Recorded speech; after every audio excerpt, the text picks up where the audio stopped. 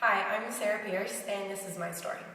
So I kind of grew up in a Christian home. I accepted Christ officially when I was 5, and I didn't really understand what that meant until 7th grade when I realized what it was, and I started getting involved in church. I was baptized that year, and I feel like that gap really speaks to a lot of people who are raised in Christian homes. I feel like my story kind of relates to them a lot, which is cool.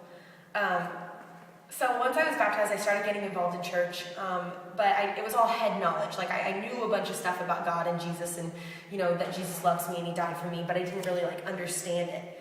And that really just accumulated throughout my years of middle school and high school. And so by the time I got to 12th grade, I had stopped going to church. I didn't really care about God or Jesus at all. I wasn't praying. I wasn't reading my Bible. I was only interested in my friends really.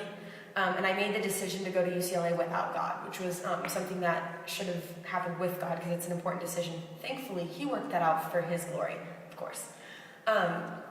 So during the summer, right after I got out of school, I didn't really have any high school friends, and I didn't really have any church friends anymore, and my best friend and I got into a huge fight, so I was essentially alone in the world, and with nowhere to turn but God or Jesus, And so that was kind of cool. I started reading this series by Ted Dekker called The Circle, which I highly recommend.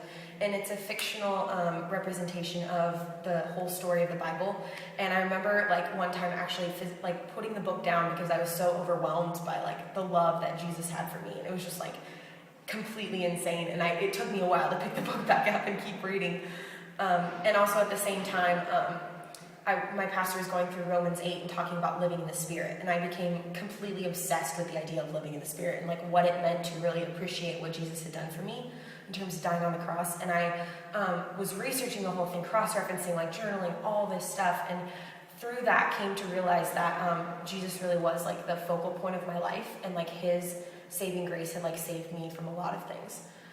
So some of the ways that it's really changed my life is once I got to UCLA, my friend had given me a journal, and I'd always thought I will never use this. But of course I was woken up at 7 a.m. every morning because of the construction, so I started going to BCAF, and I took my journal and my Bible, and I started journaling my prayers, and I started reading my Bible, and that turned into a daily thing, which was super cool. Another thing that happened was I started memorizing Bible verses, which was really cool, and I just started really appreciating Jesus and really feeling that He had died for me, and that was a big deal, and that was really cool. One thing that I realized is that I really have to seek it out if I want to be in a relationship with God and a relationship with Jesus. I really have to seek it out, and the important thing that I realized is that anybody can, which is really cool. And so a verse I wanted to leave you guys with is Matthew 7:7-8. It says, "Ask and it will be given to you, seek and you will find, knock and the door will be opened to you. For everyone who asks receives, he who seeks finds, and to him who knocks the door will be opened."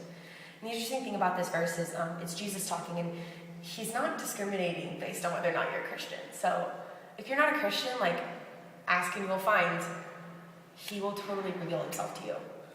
So this is my story. What's yours?